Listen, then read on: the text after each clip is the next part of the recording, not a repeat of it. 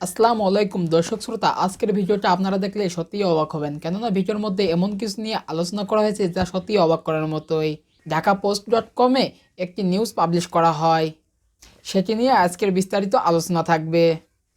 তো দর্শক শ্রোতা, বেশি দেরি করো না, মেন ভিডিওতে চলে যাব। তার আগে আপনাদের কাছে ছোট্ট একটি অনুরোধ, যারা আমার চ্যানেলে নতুন দর্শক আছেন তারা অবশ্যই আমার চ্যানেলটা সাবস্ক্রাইব করবেন, এবং যারা অলরেডি সাবস্ক্রাইব করে রেখেছেন তাদেরকে অসংখ্য ধন্যবাদ। পিরোজপুরে যৌথ বাহিনীর অভিযানে মাদকসহ বাবা ছেলে গ্রেপ্তার হয়েছে।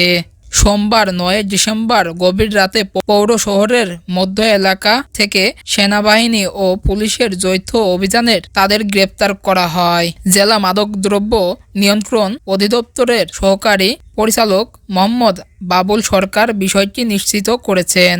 গ্রেপ্তার দুইজন হলেন পিরোজপুর পৌরসভার মধ্যরাস্তা এলাকার মোহাম্মদ হাজি আলম শেখ, ছেলে সাবেক পুলিশ সদস্য মোহাম্মদ উবাইদুল কায়ুম শেখ, এবং কায়ুম শেখের ছেলে মোহাম্মদ শফিক শেখ। জেলা মাদকদ্রব্য নিয়ন্ত্রণ কার্যালয়ের সহকারী পরিচালক মোহাম্মদ বাবুল সরকার বলেন, গোপন সংবাদের ভিত্তিতে শহরের মধ্যরাস্তা এলাকায় সেনাবাহিনী, মাদকদ্রব্য নিয়ন্ত্রণ অধিদপ্তর ও পুলিশের যৌথ অভিযানে ওই দুই মাদক কারবারিকে ইয়াবা ও গাঁজাসহ গ্রেপ্তার করা হয়। এ সময় তাদের কাছ থেকে 10 পিস ইয়াবা ও 100 গ্রাম গাঁজা এবং 50,000 টাকা উদ্ধার করা হয়। প্রাথমিক জিজ্ঞাসাবাদে জানা গেছে, তারা দীর্ঘদিন ধরে এলাকায় মাদক ব্যবসা চালিয়ে আসছিল। তিনি আরও বলেন, গ্রেপ্তার আসামিদের বিরুদ্ধে মাদকদ্রব্য নিয়ন্ত্রণ আইনে একটি মামলা দায়ের করা হয়েছে। তদন্ত সাপেক্ষে সম্পৃক্ত ব্যক্তি থাকলে তাদের বিরুদ্ধেও আইনগত ব্যবস্থা গ্রহণ করা হবে।